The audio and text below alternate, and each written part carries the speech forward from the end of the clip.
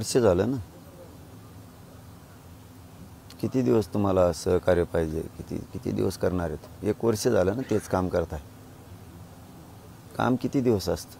4-8 दिवस, वर्ष नसतं ना काम चालू त्याच्यावर.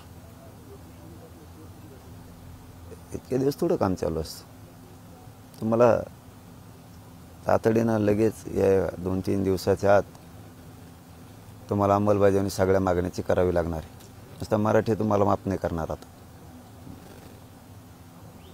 फडणवीस साहेबांनी सगळ्या मागण्याची तातडीने या 2-4 दिवसाच्या आत अंमलबजावणी केली पाहिजे.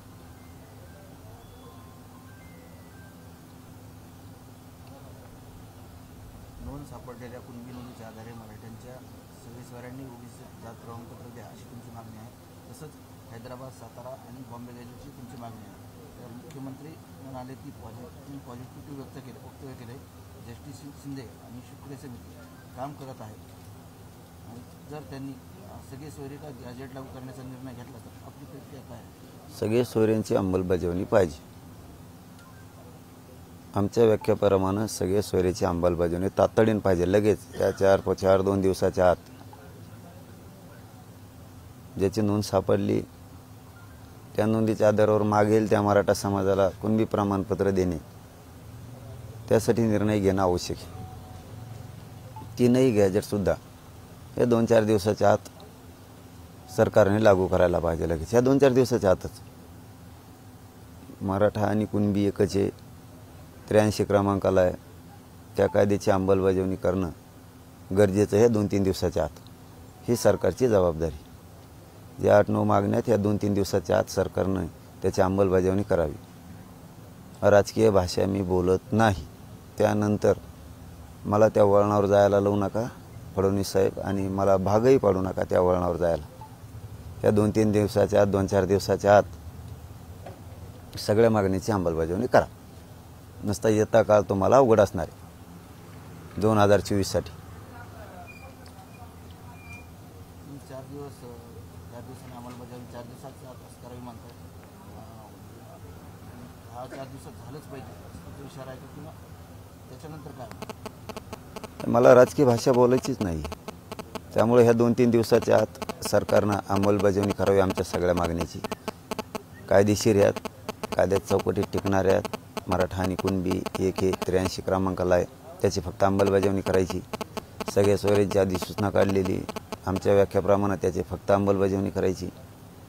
ज्याची कुणबी नोंद निघाली त्या नोंदीच्या आधारावर महाराष्ट्रातल्या मागेल त्या मराठा समाजाला कुणबी प्रमाणपत्र द्यायचा निर्णय करायचा आहे. 3ही गॅजेट हैदराबादसह सातारा संस्थान, बॉम्बे गव्हर्नमेंटचे गॅजेट ते लागू करायचे. हे 2-3, 3-4 दिवसाच्या आत होऊ शकतं. सगळ्या राज्यातल्या सरसकट केसेस मागं घ्यायच्यात. ह्या 3-4 दिवसाच्या आत होऊ शकतं. हे होऊ शकतं. शिंदे समिती काम करत नाही आहे. रेकॉर्ड तपासण्याचं कामसुद्धा सुरू होऊ शकतं फडणवीस साहेबांनी सांगितलं तर. EWSमधून पोरांनी अर्ज भरलेले आहेत. त्या पोरांचे अर्ज रद्द केले जात आहेत. फडणवीस साहेबांनी ठरवलं तर ते EWSमधून फॉर्म भरलेल्या सगळ्यांना न्याय मिळू शकतो. ज्या 9-10 मागण्या दिल्या आहेत त्याची अंमलबजावणी 2-4 दिवसाच्या आत, ह्या 2-3 दिवसाच्या आत सरकारनं तातडीनं करावी. आणि विशेष करून फडणवीस साहेबांनी या मागण्याकडे लक्ष घालावं. कारण फडणवीस साहेबांना आता आम्ही संधी दिलेली. आम्ही राजकीय भाषा बोलत नाही, बोलणार पण नाहीत. मला किंवा माझ्या समाजाला राजकारणात जायचं नाही. आता फडणवीसांना संधी आहे. त्यांनी आमच्या सगळ्या मागण्याची अंमलबजावणी करावी. नसता दोषी मराठ्यांचं कल्याण न होऊ द्यायला ही दोषी पूर्ण फडणवीस साहेब असणार आहे असा मराठा समाज आता ठरवणार आहे. कारण संधी दिलेली असतानाही करत नाही, याचा अर्थ मराठ्यांचं वाटोळं व्हावं हे फडणवीसांना वाटतं. मराठ्यांच्या पोराचं चांगलं होऊ नये, मराठ्यांविषयी दोष आहे. अन्याय करणारा या राज्यात कोण व्यक्ती तर फक्त फडणवीस. गरिबांवर, मराठ्यांवर अन्याय करणारा फडणवीसच आहे. म्हणून फडणवीस साहेबांनी संधी घ्यावी, ही दिली संधी, याचा फायदा उचलून मराठ्याच्या सगळ्या मागणीची अंमलबजावणी फडणवीस साहेबांनी करावी. आम्हाला राजकारणाचं देणं घेणं नाही. आणि एक शब्दसुद्धा मी ह्या 5-7 दिवसात राजकीय बोलत नाही. मला त्या वळणावर नेऊ नका. मी जर त्या वाटेवर आलो, तुम्ही जर नाही मराठ्यांच्या मागण्याची अंमलबजावणी केली तर मग म्हणायचं नाही माझ्या नावाने पाड्या कशा झाल्या, उभा कसे केले, निवडून कसे आणले, मग बोंबलायचं नाही माझ्या नावाने वाटोळं का झालं इतकं राजकीय त्यांचं म्हणून. अल्टिमेटम शेवटचं ते त्यांनी ठरवायचं त्यांना काय वाटतंय. ही संधी वाटती का ह्या संधीचं सोनं करायचं काय वाटतं हे त्यांनी ठरवावं.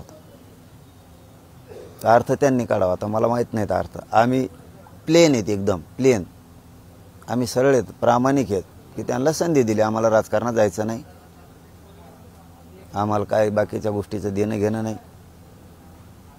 त्यामुळे आमच्या मागणीची सगळ्या अंमलबजावणी करा एवढंच आमचं म्हणणं आहे. आता मला राजकीय वाटावर फडणवीस साहेबांनी जाऊ देऊ नये. त्यांना दिलेली संधी, जो फायदा करतो, समाज उघड्या डोळ्यानं बघतो आपला फायदा कोणी केला, त्यांनी त्यांचं आता ठरवायचं काय करायचं. फिरून माझ्या नावाने 2024ला बॉम्बलायचं नाही हे काय झालं. मग तुम्हाला सगळे संदर्भात आश्वासन दिलं होतं, मात्र तुम्हाला त्यांनी असं देखील म्हटलं होतं की काय काय प्रक्रिया होती तुम्हाला सांगितलं जाईल, मात्र तुम्हाला काही सांगितलं गेलं आहे का? काय सांगा आता, किती दिवस प्रक्रिया सांगा तर नुसती प्रक्रिया सांगा तर किती दिवस, त्याला काही लिमिट असते का नसते. इतके मूर्ख समजतात का तुम्ही महाराष्ट्रातल्या लोकाला, मराठ्याला इतकं मूर्ख समजता का सरकार झालात म्हणून. प्रक्रिया सुरू आहे, 7-7 महिने प्रक्रिया असते का. झुलवण्याचा प्रकार आहे का? अहो मूर्खात काय समजायला लागले दुसऱ्याला. या 2-3 दिवसात सगळे विषय मार्गी लावाय 2-4 दिवस. सगळ्या मागण्यांची अंमलबजावणी करा 2-4 दिवसात. जास्त नाटकं करायचे नाही. प्रक्रिया चालू आहे, वाचित होतं, अभ्यास सुरू आहे, हरकती आल्यात, हे बघतो ते बघतो, केसेचं तेच पोलिस बघतेत, आमकं बघतेत. नाटकच नाही करायची. काम सुरू आहे आणि कुठं झोलाझोलीत व्हायचं नाही. या 2-4 दिवसाच्या आत सगळा तुकडा पाडायचा अंमलबजावणीचा. दिली संधी, तिचं फडणवीसांनी सोनं करायचं. नसता मी जर रस्त्यावर आलो ना, मी जर राजकीय वाटावर जर आलो, त्या रस्त्यावर आलो, खेळ खालाच तुमचा. मला त्या वाटावर नेऊ नका राजकारणाचे. पाटील, मराठा समाजाकडून आशा पण निर्मित झाल्या होत्या की 17 सप्टेंबरच्या दिवशी मराठवाड्यातल्या तरी आरक्षण दिलं जाईल असं म्हणजे वाटत होतं. मराठा समाज येड्यात काढीत येत रे, येड्यात काढीत येते लोकाला.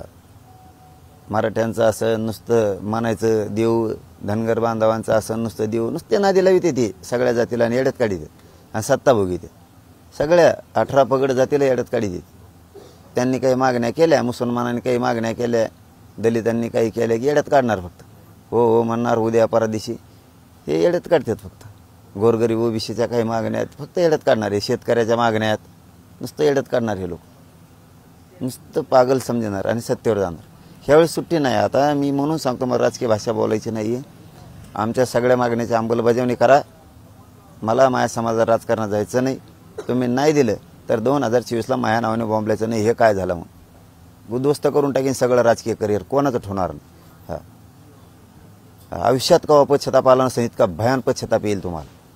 म्हणून फडणवीस साहेबाला संधी, आमच्या मागण्या या 2-4 दिवसाच्या सगळी अंमलबजावणी करून टाका. ते राजकारण तुमचं तुम्हाला लक लाभ. जो समाजाचा फायदा करतो तो समाज उघड्या डोळ्यानं बघतो आपला फायदा कुणी केला.